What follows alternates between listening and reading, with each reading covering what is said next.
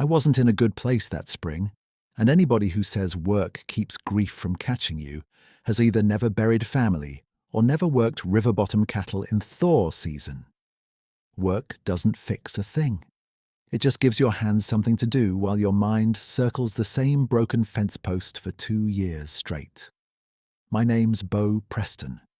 I was 34 then, running my late father's place alone on the low ground east of Miller Ridge, where Cedar Fork River bent lazy in August and mean in March. My brother Levi had gone under there during calving season 2 springs before, and I had not made it to the water in time. That single fact had teeth on it. It got into everything.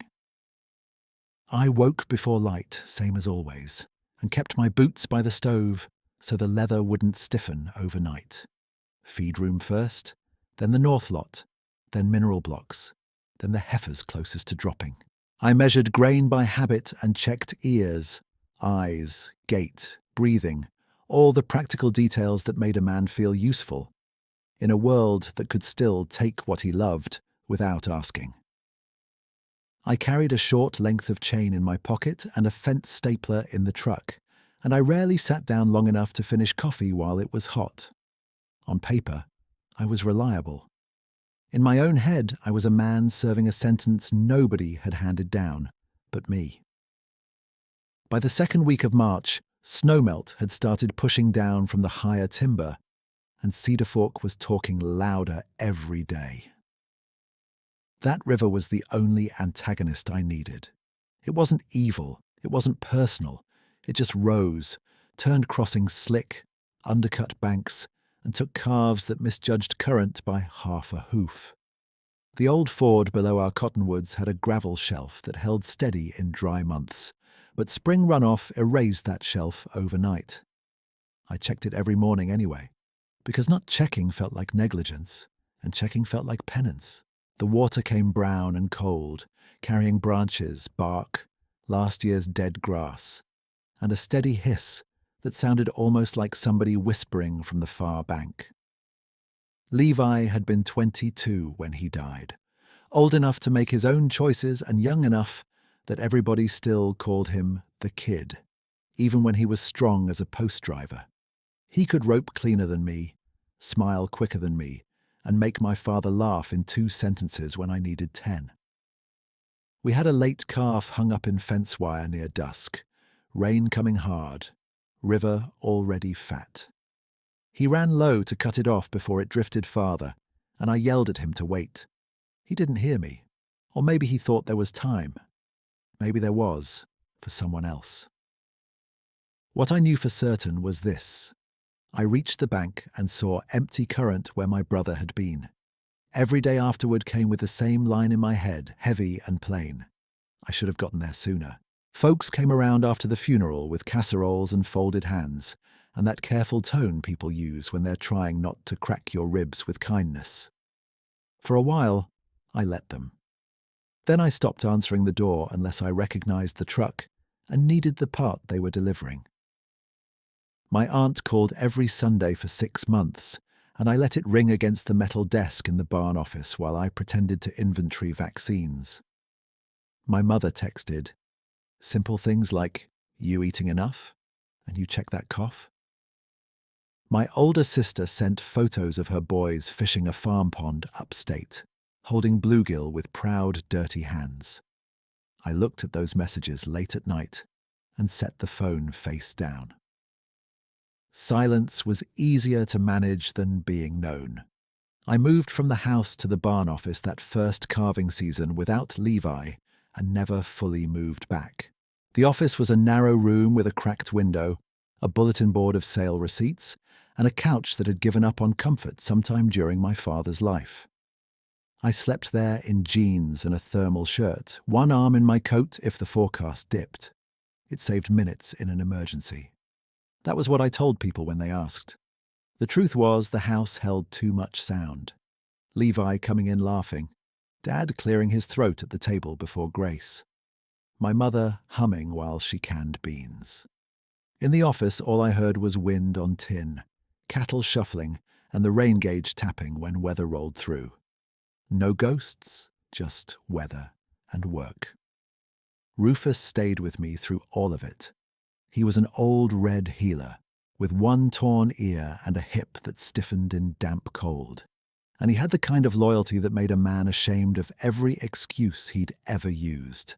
He followed me from lot to lot, paused when I paused, and on the hardest mornings leaned his shoulder into my shin while I watched the river and did arithmetic I could never balance. I trusted his instincts more than my own by then. If Rufus flagged, I looked. If he relaxed, I breathed easier. A man can pretend he's handling grief fine right up until an old dog rests his head on your knee and you realize you haven't heard your own voice in 12 hours. The only regular human conversation I had came at Hensley Feed on Thursdays when I hauled salt, diesel additive, and whatever mineral mix the vet had switched us to that month. Cal Hensley ran the counter with his glasses low on his nose and his pencil behind one ear like it had grown there. He didn't crowd a man. He also didn't let you hide entirely. "You still bedding the lower pen?" he asked one grey morning while he scanned my order. "Until it washes," I said. He nodded toward the rain through the front window. "Cedar Fork's up another 8 inches since Tuesday." "I know."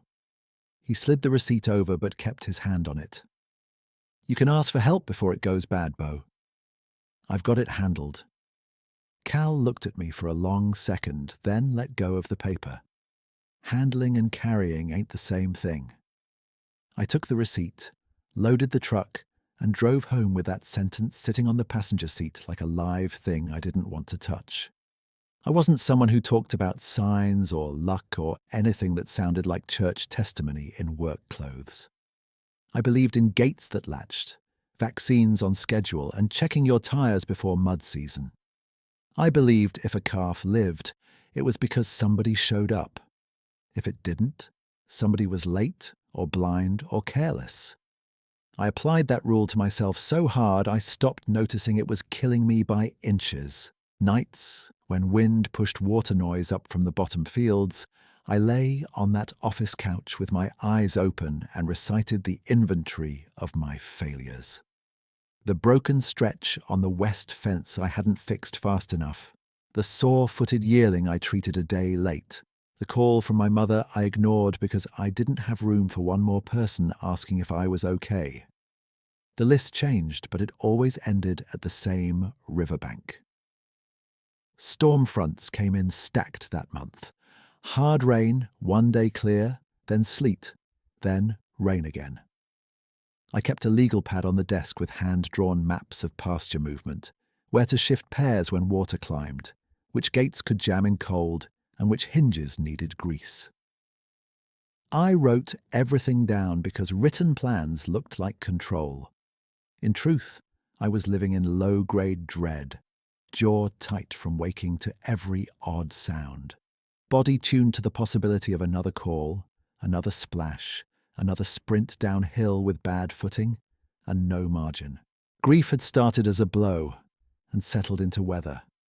It was always there, barometric, invisible until it broke over me for no clear reason. One evening near dark, I stood by the south fence, repairing a sagging section with numb fingers, and watched a line of geese angle over Cedar Fork toward the marsh flats. Rufus sat near my truck, patient, watching me miss the staple twice because my hand had started shaking. I set the hammer down and leaned my forearms on the top wire. The field smelled like wet dirt and cold iron. Somewhere upstream, a branch snapped loose and clattered through current. I remember thinking, with no poetry to it at all, that I could keep doing this for another year and maybe survive it, but I could not keep doing it the same way and still call it living. That night, the rain started hard after midnight, drumming the barn roof so loud it blurred into a single steady roar. I got up twice to check the gauge and once to walk the alley with a flashlight, more from habit than need. Every animal was where it should be. Every latch held.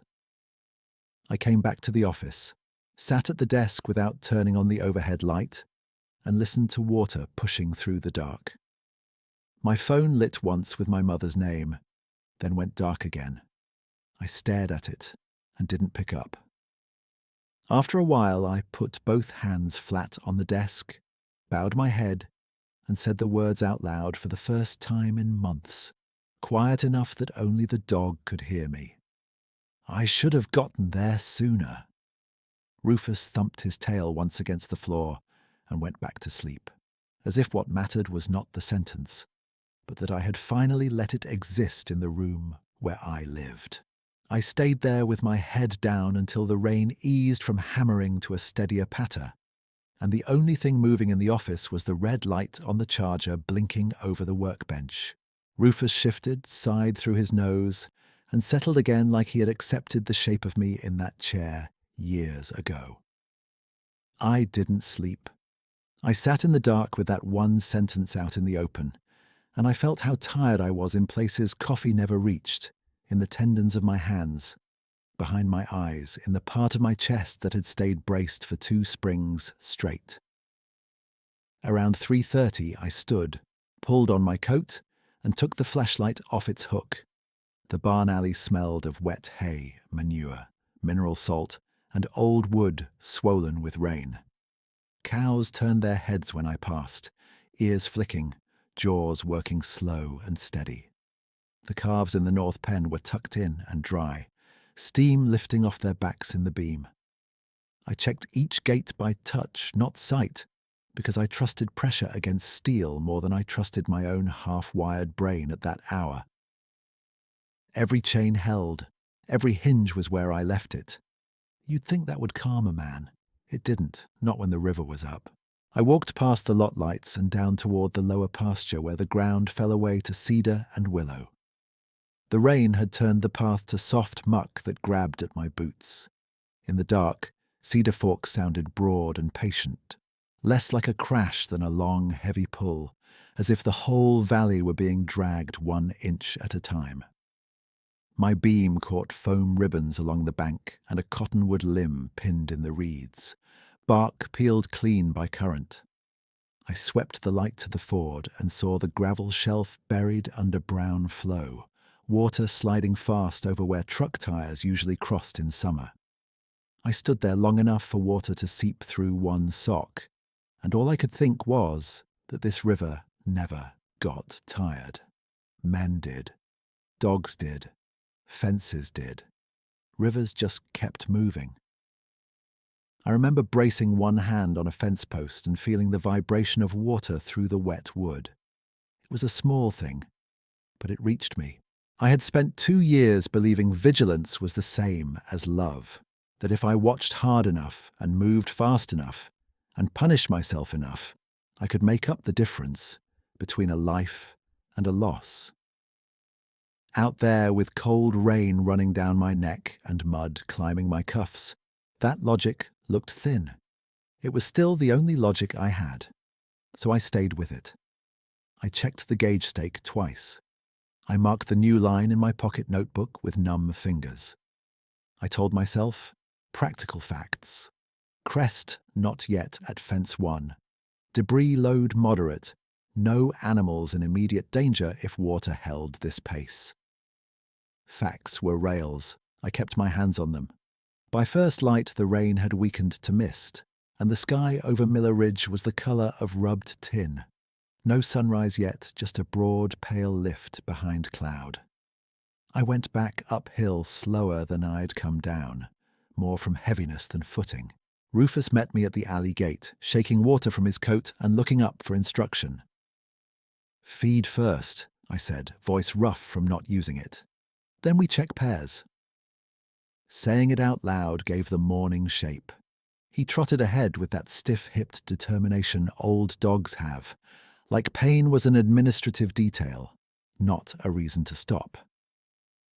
The chores came in the same order as always, but I moved through them with a hollow sensation, like I was hearing my own life from one room over. Scoop grain, cut twine, refill tank float, note tag numbers for 2 cows close to calving. In the old loafing shed, I found myself staring at Levi's handwriting on a feed chart, still pinned by the door, his numbers slanted right, quick and clean. He'd written that chart 3 springs earlier, and I had never replaced it, though the rations had changed twice. I touched the page with the back of my hand, then turned away before memory could make a scene of itself. Work first, feeling later, feeling. That had been my rule so long it felt like weather too. By the 3rd week of March, I had started measuring days by river height and calf count, and this morning looked like another entry in the same hard ledger. Yet as I stepped out of the shed with an empty bucket, I noticed something off in a way I couldn't name right then. The place was quiet, not normal dawn quiet with meadowlarks warming up and blackbirds arguing from the fence lines, but a held kind of quiet, as if the sound had been folded and set down somewhere else. Even the dripping from the eaves seemed deliberate, each drop distinct. Rufus noticed it too. His ears went forward, then relaxed. He didn't bark, he didn't pace. He just looked toward the south rail and waited. I followed his gaze and saw him sitting beside the far fence, square and still, tail laid in the mud, posture almost formal.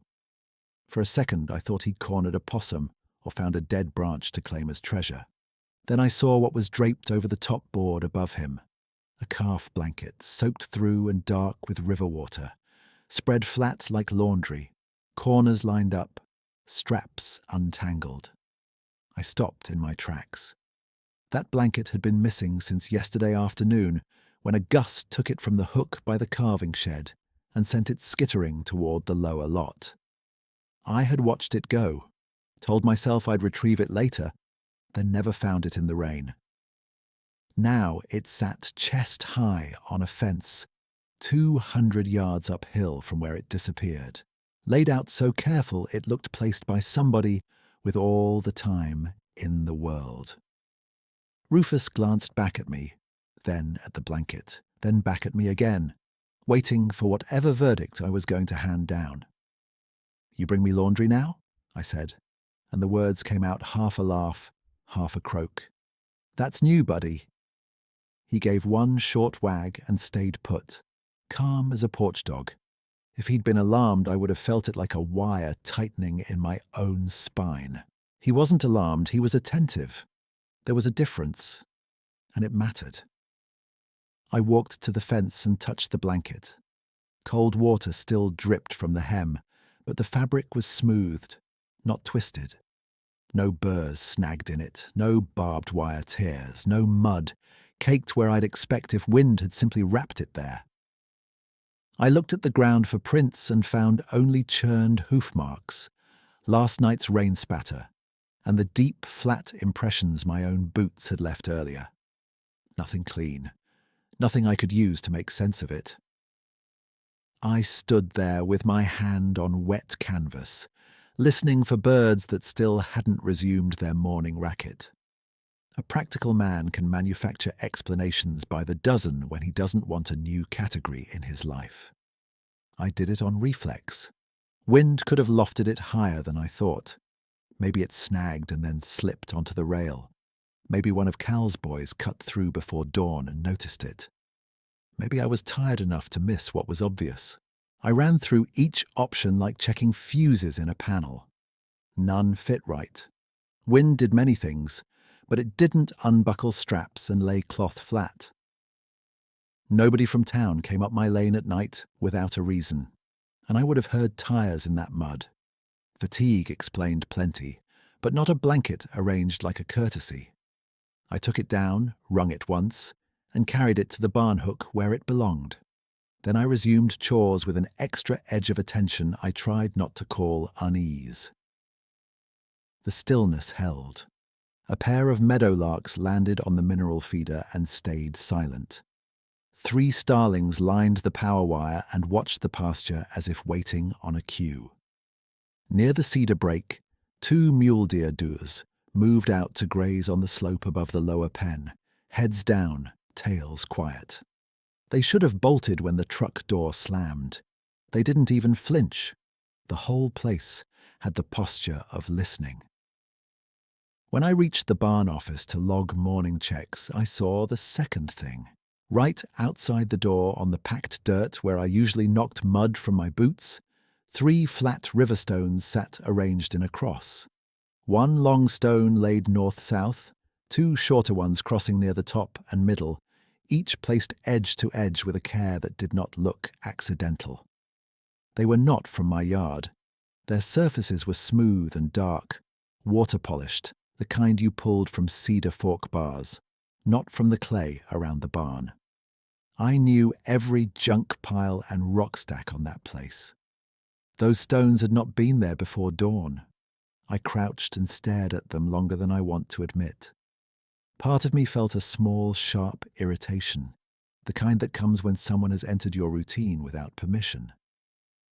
Another part felt something stranger and harder to carry. Not fear, not exactly, but the sense that I was being addressed in a language made of objects and timing. Blanket on the rail, stones by the door, Rufus calm, birds quiet, deer grazing as if nothing in the world intended harm. The pieces sat there in front of me and refused to become random. I reached out and touched the top stone with 2 fingers. It was cold, damp, and steady under my hand. "All right," I said to nobody I could see. "If somebody's trying to tell me something, you're going to have to be clearer than this." My voice sounded small in the yard. No answer came unless you counted the soft creak of the lot gate and Rufus's tags chiming as he walked up beside me and leaned against my leg. I stayed crouched a moment longer, then stood and looked toward the tree line at the edge of the south pasture. Alder trunks, cedar shadows, mist lifting in thin threads. Nothing moved. I could have kicked the stones aside and gone on with the day. I could have called it a prank and let annoyance do the sorting for me. Instead, I stepped around them, careful not to disturb the pattern, and went inside to write the morning entry with hands that had started to shake again for a reason that wasn't cold. Outside the window, the valley held its breath a little longer, and for the first time since Levi died, my grief made room for curiosity without asking permission. I set the pen down, read the line back, and hated how it sounded, even though it was true. 3 stones, crossed. Blanket returned and laid flat. Animal behavior, calm. I scratched out calm and wrote unusually calm, like that made me less superstitious and more professional. The page looked like a weather report written by a man who had slept too little. I shut the ledger, opened it again, and underlined the time. If I was going to lose my grip, I wanted a record of when it started.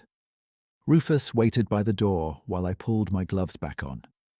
I stepped around the stones again and made myself keep moving. Morning chores didn't care about mystery. They cared about feed weight, clean water, and whether the heifer in pen 3 had started to bag up. I ran the place by sequence because sequence kept panic from spreading. But that morning, each regular task had a second layer, a low, steady question under it. Who had been in my yard before dawn, and why leave things the way my own father would have left them, neat and useful, like tidiness was a form of respect? The yard stayed strangely hushed until almost 9. Then sound returned in pieces. First, a single meadowlark note from the east post, then blackbirds in the cottonwoods, then the ordinary metal clatter of the loose panel by the squeeze chute. It came back like a radio warming up. I told myself that was all this was, a tired brain attaching meaning to routine shifts in weather and wildlife. I told myself rain had just held the birds down. I told myself wind and chance could produce odd arrangements. I told myself many things while I watched Rufus trot toward the south tree line with a loose tail and sit facing alder shadow as if waiting for someone late to supper. He looked back at me, stood, took 3 steps, then sat again. "Not now," I said, because I had a vaccine cooler open and needles to swap. He stayed where he was, patient, ears relaxed, not demanding, just certain there was something worth my attention. An old dog does not waste certainty. I finished with the calves, logged tag numbers, and finally walked down with him. The mud there held prints poorly after rain, just a churn of hooves and run-off ridges, but at the gate to the lower strip, I found another thing that didn't fit any easy explanation. That gate had been bowed inward for weeks from a bad lean and swollen wood. I had to shoulder it every time and curse while it scraped. Now, it swung smooth as a new hinge. The lower rail had fresh pressure marks, fibers crushed in a span so wide I couldn't match it with my hands, even bracing both palms. Somebody had leveraged it straight from the opposite side and done it without splitting the board. No tool marks from a jack, no chain drag, just force, controlled and exact.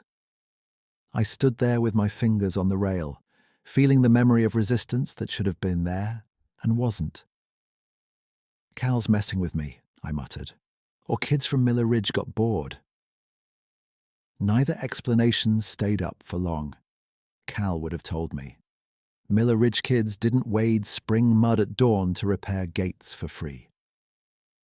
By Thursday of that week, I had started checking the same 3 spots every shift: the barn door stones, the south rail, and the alder edge above Cedar Fork. Nothing dramatic happened, which somehow made it stranger. The stones remained where they were, untouched by hoof or boot, as if the yard itself flowed around them. The repaired gate kept swinging true. Rufus spent more time near the tree line and less under my truck, and when he paused there, he held himself easy.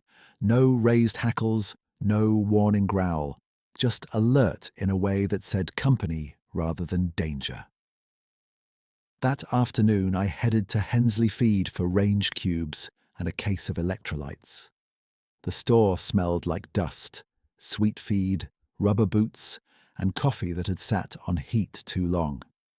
Cal looked up from an invoice and gave me that narrow-eyed once-over he used when he suspected a man was carrying more than sacks. "You look worse than last week," he said. "Appreciate it." "You sleeping?" "Enough." He snorted, set the invoice aside, and waited me out. I watched rainwater drip off my jacket hem and decided, for reasons I still can't explain, to test the story in plain language. You ever hear of somebody coming onto a place and fixing things without saying a word? I asked. Not stealing, not vandalizing, just setting things right and leaving. Cal's pencil stopped tapping.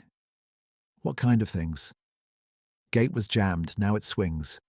Missing blanket turned up folded on the fence. Stones by my office door, crossed neat as church work."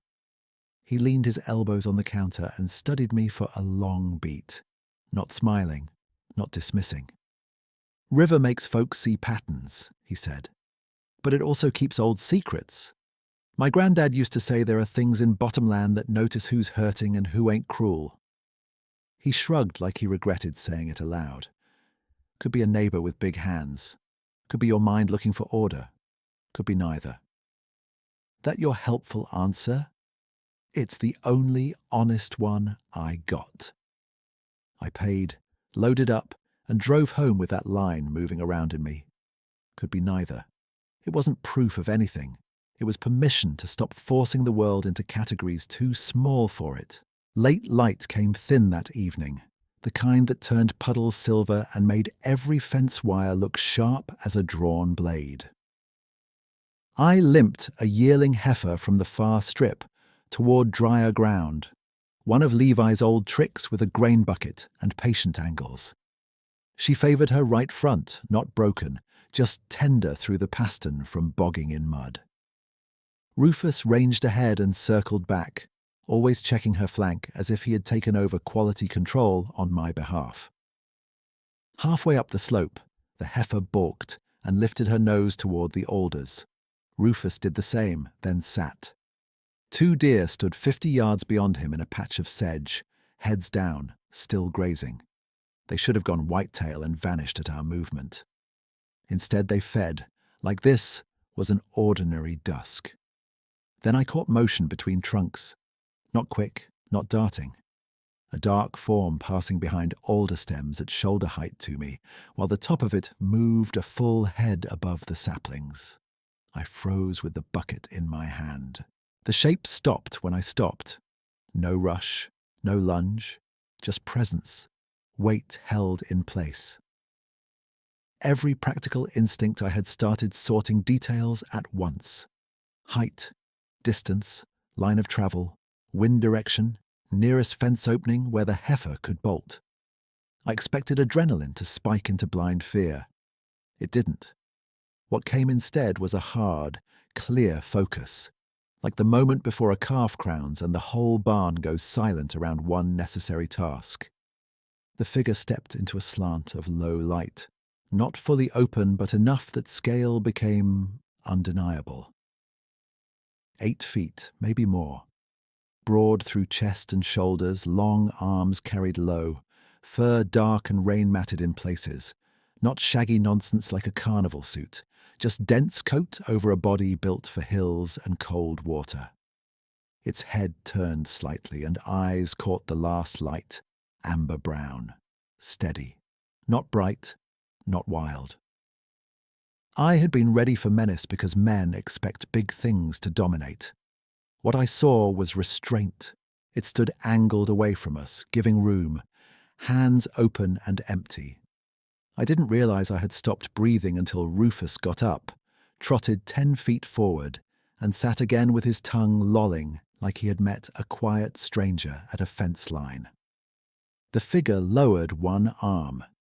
In its hand was a small bundle of stems and leaves. It crouched, slow enough that even the limping heifer only shifted her weight, and set the bundle down on the game trail she favored to reach the upper pen. Then, it backed 3 deliberate steps into cover and stood still, watching us, not claiming anything. I stared at the bundle after it withdrew. Wild mint, crushed enough to release scent. Yarrow heads white and clean despite the mud. Plants my father used in poultice wash when stock got rubbed raw or footsore in wet season. Plants that grew thick by the river bends, not up by the barns. Somebody had gathered them fresh and carried them uphill. I looked back to the trees. The figure remained partly visible, one shoulder and side of head through the alder forks, giving the same careful distance you give a skittish colt. I could hear soft breath when the wind dropped, and once the quiet tick of a branch released from weight. No call, no threat, no display, just an enormous being waiting for us to choose. "I see you," I said, and my own voice surprised me by not shaking. "I don't know what to do with that, but I see you." The deer kept grazing. I set the grain bucket down, crouched, and reached for the herbs. The mint smell rose sharp and clean, cutting straight through river damp and manure and old fear. I held the stems up where it could see I understood what they were. The figure tilted its head once, not a nod exactly, more like acknowledgement. I laughed then, one brief cracked laugh that would have sounded foolish to anyone else in the county. "Levi would never let me hear the end of this," I said to Rufus. "I spent 34 years believing only in gates and invoices, and now I'm taking veterinary advice from the timber." Rufus thumped his tail against wet grass and looked pleased with himself. I worked the herbs into warm water back at the barn and made a light rinse for the heifer's leg, more from ritual than certainty, but by full dark she was setting the hoof easier. Maybe the rest alone helped. Maybe the cool wash helped. Maybe both. I logged it without embellishment. 7:10 p.m. Plant bundle left on trail near Alderbreak. Mint plus yarrow. Applied rinse to tag 18F. Right front tenderness improved by night check. I paused with the pen above the page, then added one more line. Large bipedal figure observed at 50 to 60 yards. Calm demeanor. Deliberate retreat. I closed the ledger and stepped outside again. The sky had gone from pewter to deep blue-black, and Cedar Fork carried on below the fields with its long, cold pull, unchanged by my witness. At the office door, the crossed stones waited in the same careful pattern, damp under porch light. I crouched and touched the top one like I had that first morning. "You helping me?" I asked the dark. From the south edge came one gentle rustle through alder leaves, then stillness, the kind that settled in your chest instead of pressing on it. For the first time in 2 years, I went to sleep on that office couch without rehearsing the riverbank. I woke before the alarm with that unfamiliar feeling of having actually rested, and for a few seconds, I didn't know why my chest wasn't already tight. Then I saw Rufus curled under the desk, heard Cedar Fork running low and steady beyond the dark, and remembered the herbs on my workbench and the shape in the alders that had stepped back to give me room. I sat up slow on the couch, boots still on, and waited for my old habits to reassert themselves. They did, just softer. Check water, check cows close to calving, check river. But another instruction had entered the list, one I hadn't written down. Pay attention. Outside, dawn came pale through mist, and the crossed stones by my door sat exactly where they'd been, damp and dark, under a skim of silt, blown from the yard. I touched the top one with 2 fingers out of reflex, then straightened and went to work. The heifer's leg looked better, not healed, just easier. She set that right front with less hesitation and kept up with her pair through the alley without pinning her ears. I noted it in the ledger, then caught myself glancing toward the alder break every few minutes as if I expected a foreman to appear and check my handwriting. By mid-morning, the clouds lifted enough to show the ridgeline, and with the light came a sound from down near the lower pen. Wood striking wood in a measured rhythm, not random banging, more like somebody setting fence posts by hand. Rufus heard it too. He stood from his spot by the loader tire, gave one look back at me, and started down the track with that easy trot he used when he already trusted what he was going to find. I grabbed my coat and followed, not rushing, because rush had cost me before. The lower pen sat above the floodline by maybe 3 feet, and on bad weeks that margin felt like a prayer more than engineering. From the rise above it, I stopped cold. Driftwood I'd been meaning to clear for days was no longer piled against the wire where current had thrown it. It was stacked uphill in 2 neat rows, sorted by size, heavy pieces at bottom, lighter limbs cross-laid on top to dry. Beside the stack, half in open ground and half in willow shade, stood the same broad, dark figure I'd seen at dusk. In daylight, there was nowhere for my mind to hide. He was enormous, fur dark brown to black in patches, shoulders wider than any man I'd known, arms long enough that his hands hung near his knees when he stood at ease. He had one end of a cedar limb in both hands and was setting it down with careful precision, like he understood leverage and didn't trust sloppiness. I was 40, maybe 50 yards out, upwind, no cover worth mentioning. He turned his head and looked right at me. I expected him to vanish. That would have fit every story people told in lowered voices. One glimpse, then gone. He didn't move for 3 heartbeats, just watched me with those amber-brown eyes that caught light without flashing. Then he looked back to the stack and finished placing the limb, easing it into a notch so it couldn't roll. The resulting tension inside me was non-trivial. Every practical instinct said step back, create distance, keep control of the ground. But there was no threat posture in him at all. No charge, no bluff, no claim. He had seen me clearly and stayed because he had work to finish. Rufus trotted downhill past me and stopped a few yards from the stack. He sat. Tail thump once, twice. The giant shifted his weight and lowered one hand, palm angled away, giving the dog space the same way a good hand gives a nervous horse space at a gate. Rufus sniffed the air, sneezed, and lay down in the mud, like this was a Tuesday chore with a new partner. I heard myself laugh under my breath. "You pick odd friends," I said to Rufus, though my eyes never left the figure. My voice carried enough that the giant's head turned again.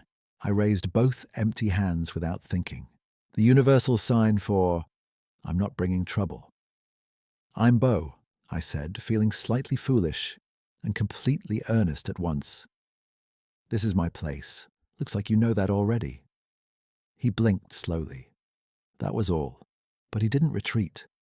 The paradigm I'd been clinging to, wild thing equals fear, unknown equals danger, kept failing in front of me with each calm second. I walked 10 paces closer and stopped where the slope flattened. From there, I could see details that made costumes and tricks feel childish.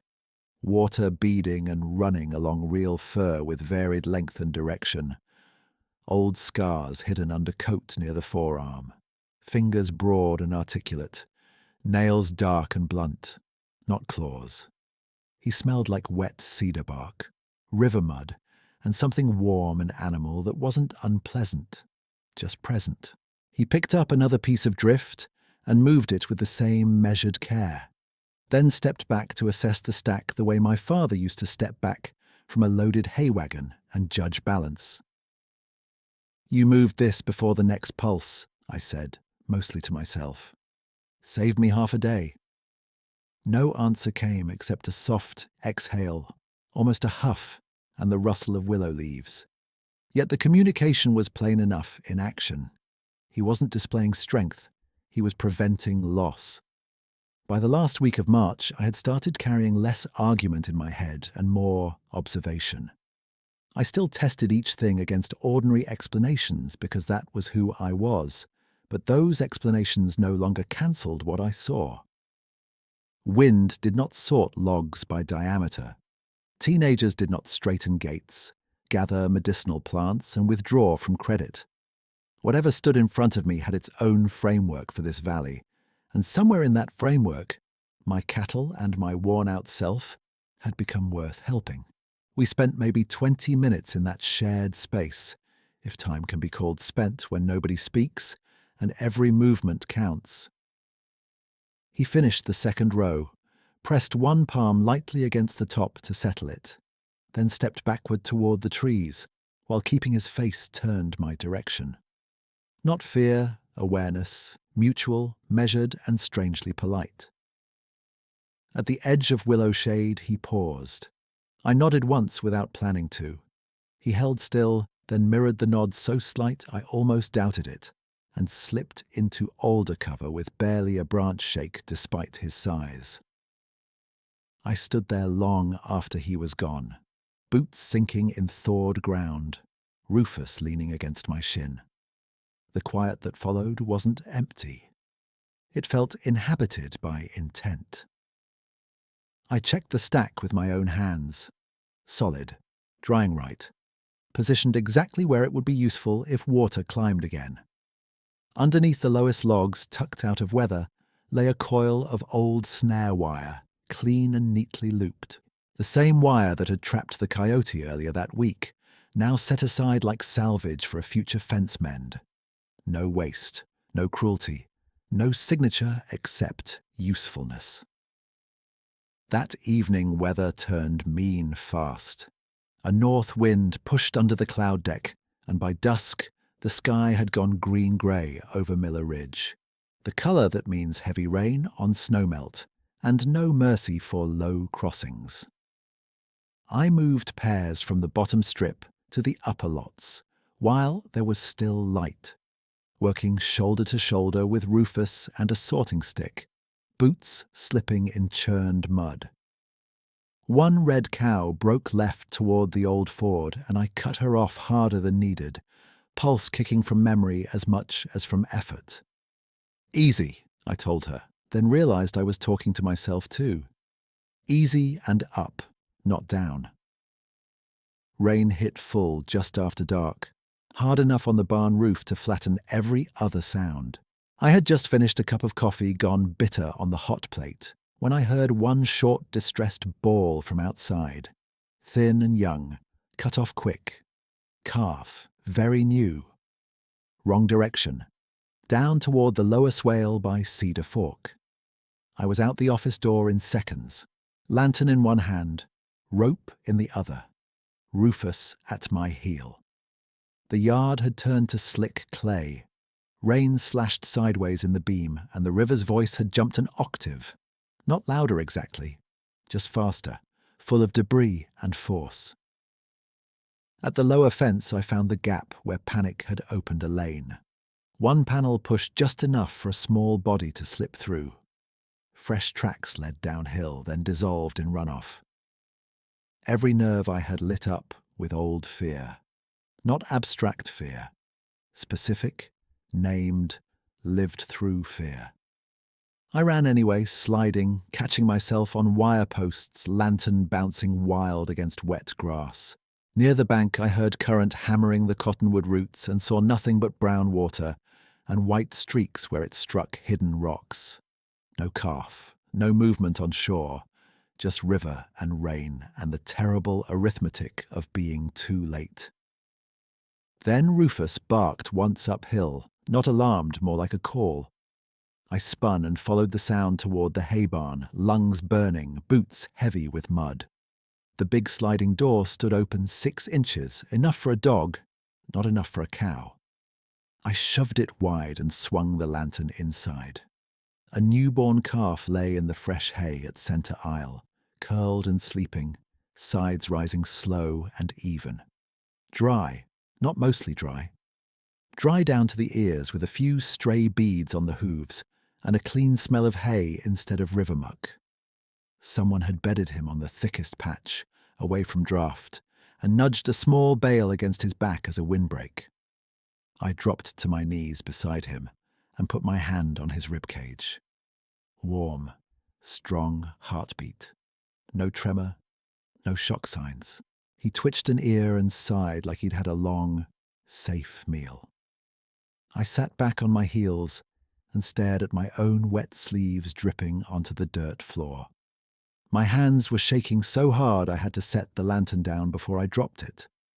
There were tracks in the aisle I couldn't ignore, broad, deep impressions spaced far apart, each one carrying a little pool of river water, entering from the rear door and stopping near the hay where the calf lay. Then turning and leaving the same way, no broken boards, no scattered tools, no damage at all. Rufus stood in the doorway, tail low and steady, looking past me toward the rain outside. I rose and stepped to the opening with the lantern held high. Across the yard, beyond the lot lights where darkness met storm, a massive figure moved through the shallows at the edge of the overflow channel, water around his thighs, posture balanced against current. He reached the far bank, climbed with deliberate footing, and turned once in profile. Lantern light caught rain on his fur and those calm, amber-brown eyes for a single, clean second. He lifted one hand, not high, just enough to be seen, then lowered it and walked into the timber without hurry.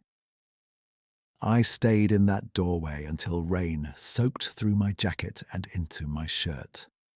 Not frozen, not stunned, just full in a way I didn't have language for yet. The crux of my life for 2 years had been one sentence carved deep as fence wire. I should have gotten there sooner. Standing there with a dry calf sleeping behind me and river water roaring past the lower fields, that sentence did not disappear, but it changed shape. Help had reached where I could not. Not because I earned it, and not because the world had suddenly become safe. Because something ancient and gentle had seen the same danger I saw and chosen, plainly, to carry what I loved to higher ground.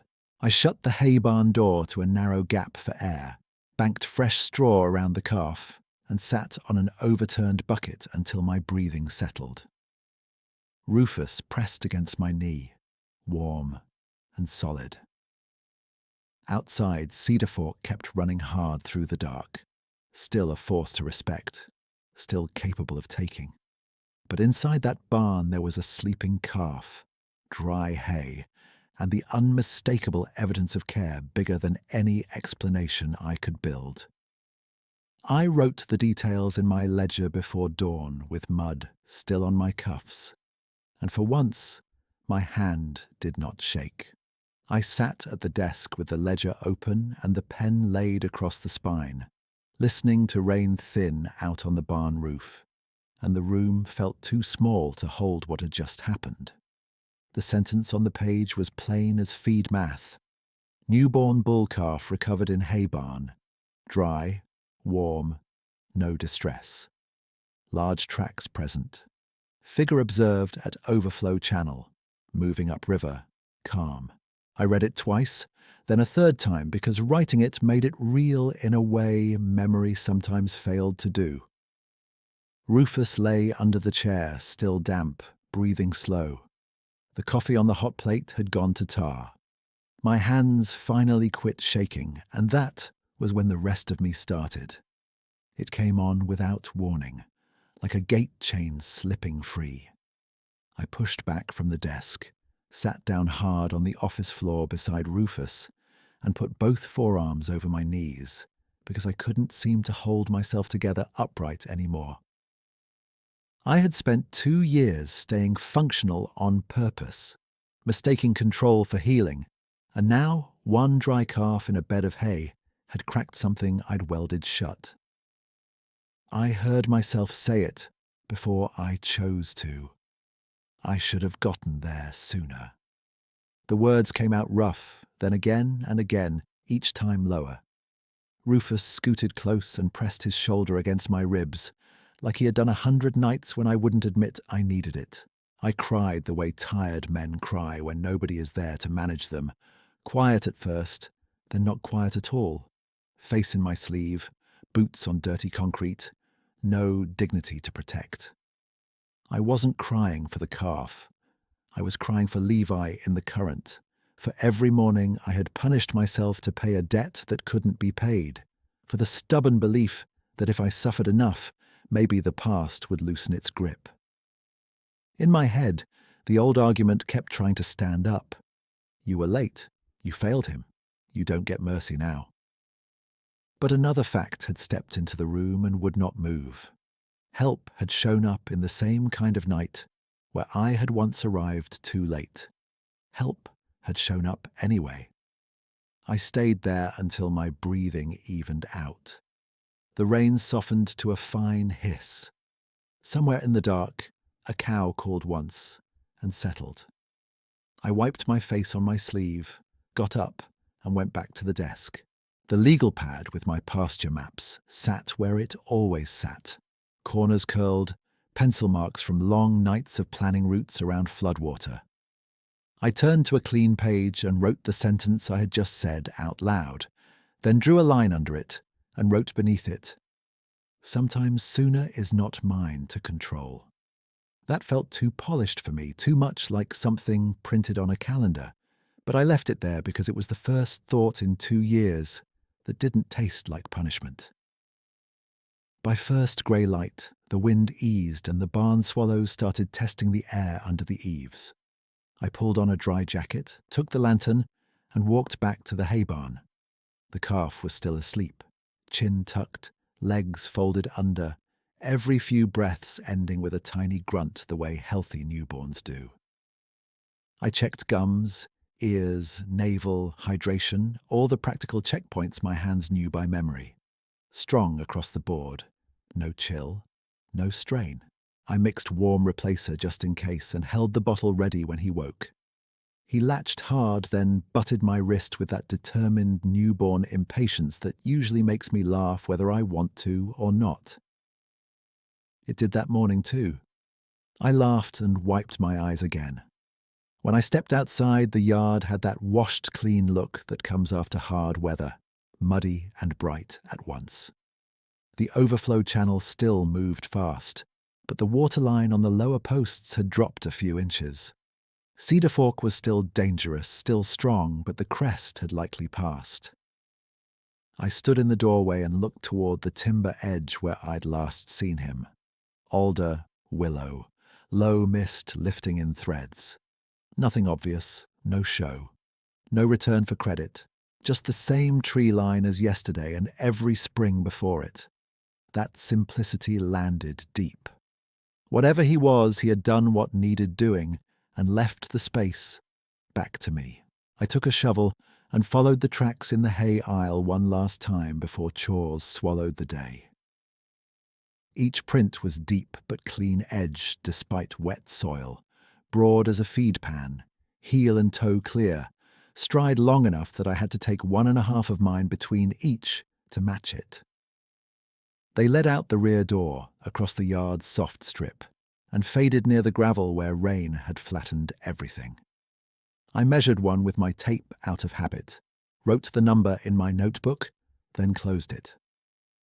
Evidence mattered to the practical part of me, but proof for others was no longer the central question. I had seen him. Rufus had trusted him. A calf was sleeping because of him. That framework held whether anyone else accepted it or not. Morning chores couldn't be delayed forever. I tagged the calf, reunited him with his dam in the sheltered lot, and watched until he found her, and nursed steady. Rufus supervised with the seriousness of a retired foreman. The cows were jumpy from weather, but manageable. 2 fence staples pulled loose by runoff got reset. I checked the lower panel gap and wired it tighter so nothing small could slip through again. Work moved in its old rhythm, yet every task felt subtly rebalanced. I wasn't racing dread anymore. I was tending a place where I had been met, unexpectedly, by care. Near mid-morning, I drove the truck down to the overflow, cut with a thermos and a coil of chain, planning to drag one lodged limb before it broke loose and damaged the west fence. The banks were slick, mud grabbing at each step, and I worked slow. Rufus ranged 10 yards ahead, then stopped and looked uphill toward the cedars, ears high but relaxed. I followed his line and saw him there, partly screened by trunks on the rise above the channel. Full daylight now. No mist to soften scale. He stood still, broad chest turned 3/4 to me, one hand resting on a leaning pine as if he had paused during his own travel and chosen to be visible for this moment only.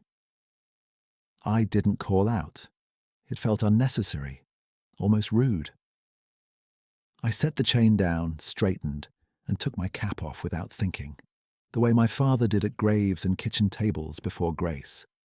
He watched me with that same calm attention I had come to recognize, neither distant nor possessive, just present. The creak noise filled the space between us. Rufus sat by my boot and gave one thump of his tail on wet leaves. A minute passed, maybe 2. Then he shifted his weight back, slow and deliberate, and stepped behind the first cedar. He did not hurry. He did not test me. He did not ask to be followed. He moved through the trees with astonishing economy for something so large, each placement quiet, branches easing aside and settling back in his wake. At the last clear gap, he turned his head once, amber-brown eyes catching a stripe of morning light, and held there long enough for recognition to pass both ways. Then he continued uphill and disappeared into timber shadow as cleanly as if the forest had opened a door and closed it behind him. I stood a long while after he was gone, cap in hand, listening to ordinary sounds return one by one. A jay fussing from the cottonwoods, water over stone, a distant gate clanging in the wind. No sign marked the moment beyond my own memory and the dog leaning against my shin. There was no ceremony to it, and that made it truer. He had not come to become a story. He had come, helped, and gone. By noon the sky had cleared in patches, and sunlight broke through in wide, pale bars across the lower field.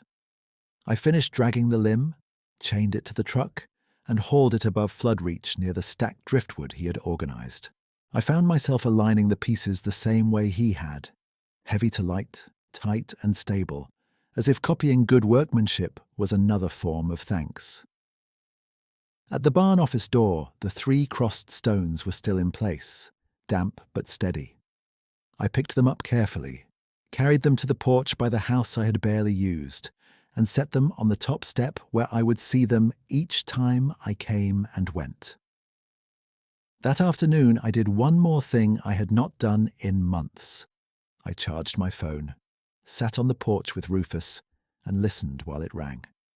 When my mother answered, I almost hung up from habit, but I stayed. "Morning, Ma," I said. My voice wobbled once and settled.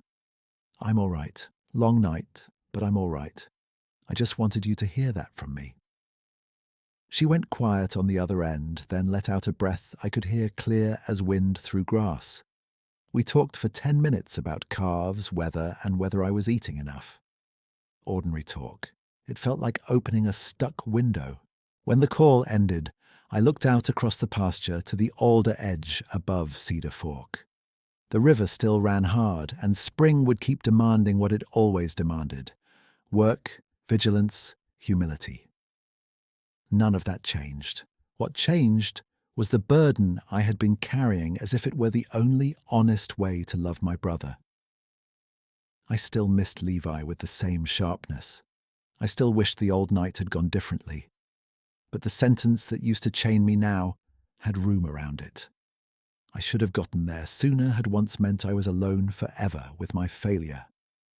Now, it also meant I knew what it was to arrive and find that Mercy had already been there, waiting in the hay.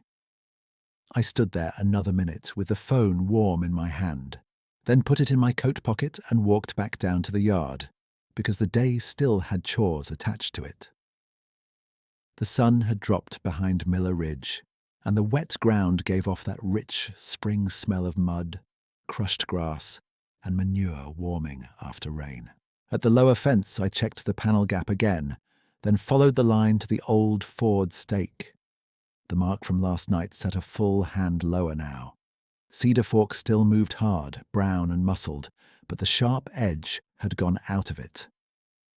I watched a branch spin through and miss the cottonwood roots where Levi had gone under, and for once, my chest didn't lock shut. It hurt, it always would, but it hurt like a scar in cold weather, not like an open wound. Back at the office, I laid every piece of this strange season on the desk, like I was balancing accounts. The notebook with the track measurement, the legal pad map with fresh pencil marks where water had topped the low swale, the length of cleaned snare wire I'd picked up from under the stacked driftwood, a zip bag with the dried mint and yarrow stems I'd saved from the rinse bucket because I couldn't make myself toss them yet. I even wrote down the calf blanket incident and the crossed stones in one clean list. Start to finish. No drama words. Then I sat there, pen hovering, and asked myself what I intended to do with any of it. Call a state office and report that an unknown giant had done better livestock work than most hired men? Invite gawkers onto my father's place to cast plaster in mud? That framework felt wrong in my bones. So I wrote one final line under the list. Evidence retained in private ranch record, not submitted. Reason: protection of place and of what showed kindness here. I dated it, signed my name, and slid the notebook into the bottom drawer with the vaccine log. By dawn the next morning, a thin blue sky had opened over the cottonwoods, and I called Cal before I could talk myself out of it. He answered on the second ring with a cough and a clatter in the background. "You up right?" he said. "Yeah, need another set of hands at Cedar Fork. I want a safer crossing above the old ford before the next pulse." A short pause, then. "You asking or informing?" "Asking." "I'll be there in 40 with chains and the post driver." He pulled in just under an hour later, coffee thermos on the dash, jaw set for work. We stood on the bank above the old crossing where the grade rose cleaner and the bottom was rockier, less silt to peel away under fast water. I showed him my map lines and where I wanted to anchor a log crib to break current. He scanned the driftwood stacks uphill and gave me a side look. "Those logs staged themselves?" he asked. "They were moved before the storm crest, set high and sorted." Cal grunted once, not mocking, not surprised. Then we used what was given. We worked from first light into late afternoon, boots slick with river mud, shoulders burning by noon. We rolled the heaviest cedar lengths down with peavies, chained them, and pinned them between driven posts on the upstream side. Then we cross-laid smaller poles tight and backfilled with rock from the bar until we had a rough but stable shelf that sat a good 2 feet above where the old ford usually vanished. It wasn't pretty. It was honest. At one point, I handed Cal the coil of snare wire to tie temporary markers, then stopped and swapped it for baling wire from my pocket. "Not that one," I said. He looked at me, then set the snare wire aside on the bank. "Fair enough." Around midday, while we ate sandwiches on overturned buckets, Cal wiped his hands on his jeans and stared at the alder line. "My granddad told me once he found 3 stones crossed on our porch after my uncle came back from Korea," he said. "Didn't tell a soul outside family. Said it meant, 'You're seen. Keep tending what's yours.' I thought he was spinning old man stories. Maybe he wasn't." I chewed, swallowed, and nodded toward the timber. I kept mine, on the house step now. He met my eyes and held there. "Then keep them there." By the first Saturday of April, the crossing held through 2 smaller rises, and not one calf was lost at Cedar Fork. I didn't celebrate it out loud, I just noticed I wasn't flinching at every nighttime sound. That morning, I drove to Hensley Feed for salt blocks and mineral, and when I carried my order slip to the counter, Cal gave me the same measured look he always did, then tipped his chin toward me. "You look like you slept," he said. I did. He rang me up and lowered his voice. "Whatever you saw, I'm not asking for details you don't want to give. But that crossing saved you this week. That's enough evidence for my bookkeeping." I set cash on the counter. "That's enough for mine too." When I got home, I made the calls I'd been dodging for 2 years, in the same kitchen where my father used to balance sale receipts. I called my sister first. She answered with kid noise in the background and went silent when she heard my voice. "Bo?" "Hey, Em, I'm sorry I disappeared on you." A shaky laugh came through. "You did, you really did." "I know, I'm trying not to do that anymore."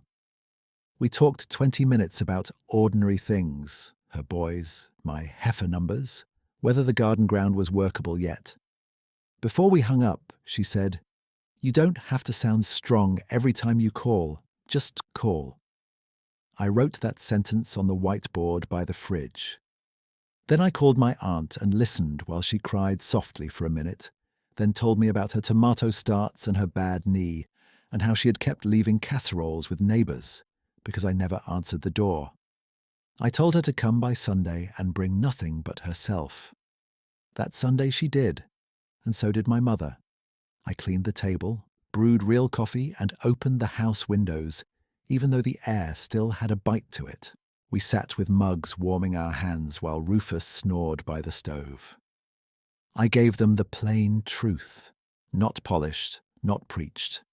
I had help on the place this spring, in a form I couldn't explain and didn't intend to chase. A calf should have been gone and wasn't.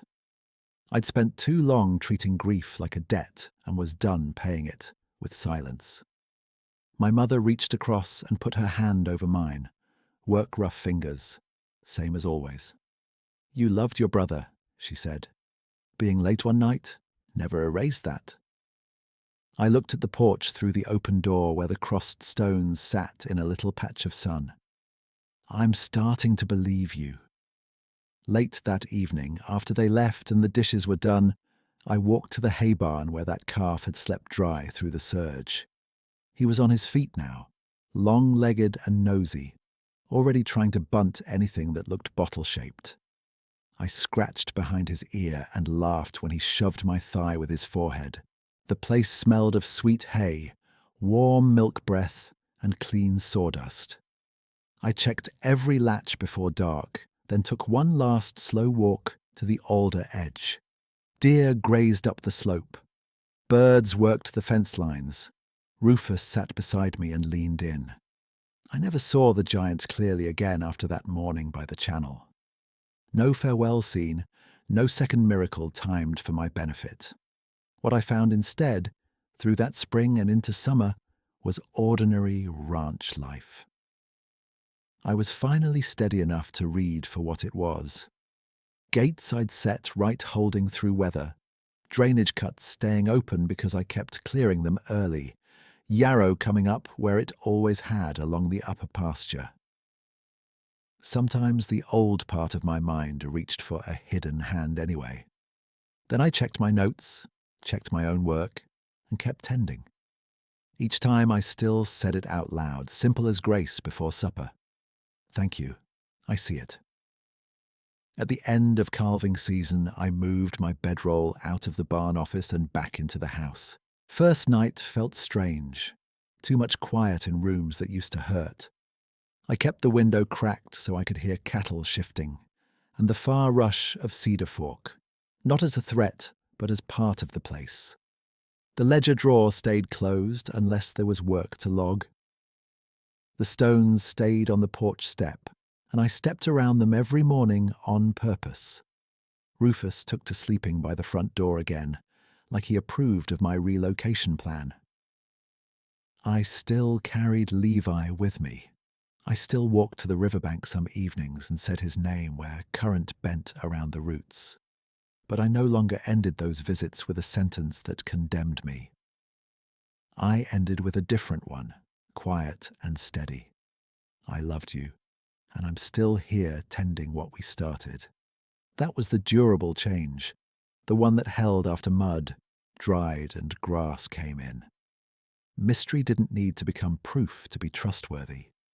Kindness didn't need a witness stand to be real. On the loneliest ground I had, something immense and gentle met me there. And because of that, I started meeting the living people in my life again with open hands. Cedar Fork still rose every spring. Work still came before daylight. Loss stayed part of the landscape. So did mercy.